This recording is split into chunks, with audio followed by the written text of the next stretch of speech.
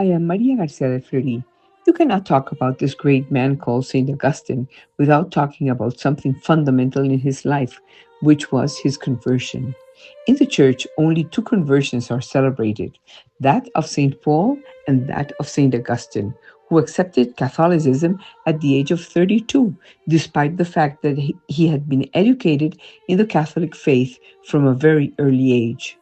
His conversion, his life took a radical turn. He began a new lifestyle dedicated completely to God that made him one of the basic pillars of the Catholic theology. Basically, three things changed in Augustine's life with the conversion: the search for social position, sexuality, and friends. In the search for social good positions, the ambition to achieve a good social position was desired by his parents and also by Augustine. He aspired to have money and prestige. So he taught in Africa, where he opened a grammar school in Tagaste. Then he went to Carthage, from there to Rome, always teaching, from where he moved to Milan, set that was the seat of the imperial court. There he reached the degree of Magister Sampietiae, a kind of full professor by opposition. He founded his own school where he taught the art of rhetoric and achieved great social prestige. In his book, The Confessions, he acknowledges that as a teacher, he was only interested in selling talk indeed to reap laurels. He regretted not having taught how to use oratory properly in the service of the truth.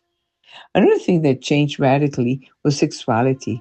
Augustine clearly states in his book, The Confessions, that he was a slave to passion.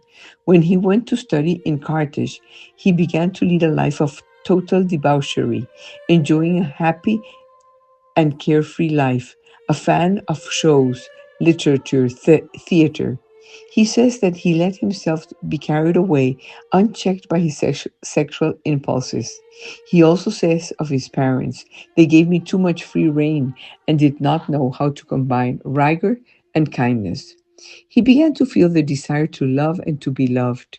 So he said that although he did not yet love, he already loved to love.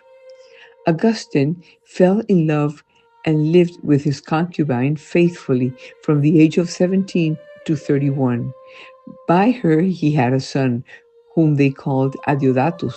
When the time came from Augustine's to marry, because his professional career demanded it, he could not do so with his concubine because the social inequality between them prevented it. For this reason, the concubine was fired with the intervention of his mother Monica. The, this generous woman, whose name we do not know, retired, promising before God not to meet another man. Augustine confesses that when they removed from his side as an impediment to marriage that woman whom he shared bed, his heart was left torn, sore, and flowing with blood. Friendship is the other thing he had to leave. He loved friends and he knew he cannot live without his friends. The conversion of St. Augustine teaches that no matter how far one is from the life and love of God, from the true meaning of faith, it is always possible to return to God. It's never too late to be able to convert.